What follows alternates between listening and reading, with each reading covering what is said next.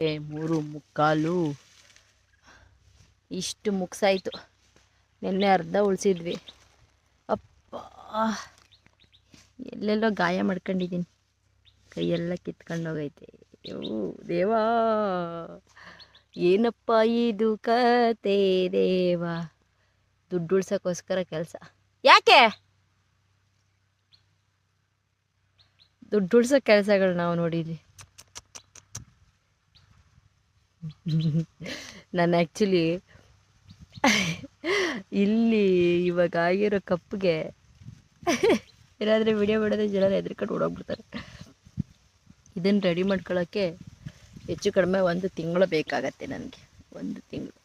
ಇವತ್ತೊಂಚೂರು ಮುಖ ಊದಿಲ್ಲ, ನಿನ್ನೆ ಎಲ್ಲ ಫುಲ್ಲು ಮುಖ ಎಲ್ಲ ಊದ್ಕೊಂಡ್ಬಿಟ್ಟಿತ್ತು. ಇವು ಹಿಂಗು ಫೈನಲಿ 2 ಹೊಲ ಮುಗಿಸಿದ್ವಿ, ಇನ್ನೂ 4 ಇದ್ದಾವೆ.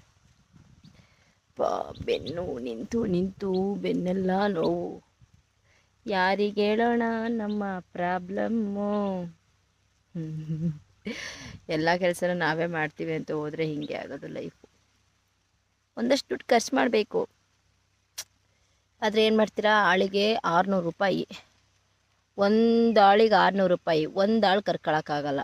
ನಾವಿಬ್ಬರು, ನಮ್ಮ ಜೊತೆಗೆ ಇನ್ನೂ 2 ಅಂದರೆ ಒಂದು ದಿನಕ್ಕೆ 1200 ರೂಪಾಯಿ. ಒಂದು ದಿನಕ್ಕೆ 1200 ಅಂದರೆ ಒಂದು ವಾರಕ್ಕೆ ಎಷ್ಟಾಯಿತು? ಆಮೇಲೆ ಜೋಳ ಬೇರೆ ರೇಟ್ ಕಡಿಮೆ ಇರೋದ್ರಿಂದ ಇವಾಗ ಆಳು ಕರ್ಕೊಂಡ್ರೆ ವರ್ಕೌಟ್ ಆಗುತ್ತೋ ಇಲ್ವೋ ಗೊತ್ತಿಲ್ಲ. ಇವಾಗ ಇದನ್ನೆಲ್ಲ ಎತ್ತಾಕೋಕ್ಕೆಲ್ಲನೂ ಆಳು ಕರ್ಕೊಳ್ಳೇಬೇಕು. ಎತ್ತಾಕೋದಕ್ಕೆ ಬರೀ 200 ರೂಪಾಯಿ ಅಂತೆ ಒಬ್ರಿಗೆ. ಒಂದು 3 ಜನನ ಕರ್ಕೊಂಡತ್ತ ಎತ್ತಾಕ್ಬಿಡ್ಬೋದು. ಮುರಿಯೋ ತನಕ ಅಷ್ಟೇ ಕಷ್ಟ. ಹೆಂಗೋ ಕಷ್ಟನೋ ಸುಖನೋ ಆದಷ್ಟು ಮುರ್ಕೊಂಬಿಡೋಣ ಅಂತ ಅಂದ್ಕೊಂಡು ನಾನು ನನ್ನ ಗಂಡ ಇಬ್ಬರೇ ಒದ್ದಾಡ್ಕೊಂಡು ಕೂತಿದ್ದೀವಿ. ನೋಡೋಣ. ಊಟ ಬಂದಿದ್ದೀನಿ.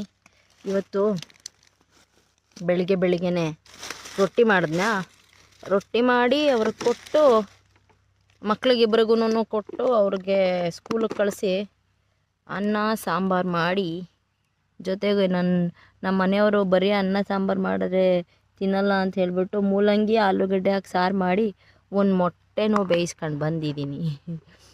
ಪೂಸಿ ಹೊಡೆದು ಕೆಲಸ ಮಾಡ್ಸೋಕ್ಕೆ. ಏನು ಮಾಡೋದು? ಇವತ್ತು ಮತ್ತದೆ ಆಮಟೆಕಾಯಿ, ಉಪ್ಪಿನಕಾಯಿ, ಮೊಟ್ಟೆ, ಹುಳ್ಳಿಕಾಳು ಸಾರು, ಮೂಲಂಗಿ ಸಾರು ಎಲ್ಲ ಮಿಕ್ಸು. ರೈತರ ಕಷ್ಟ ಹಿಂಗೆ ಇರುತ್ತೆ.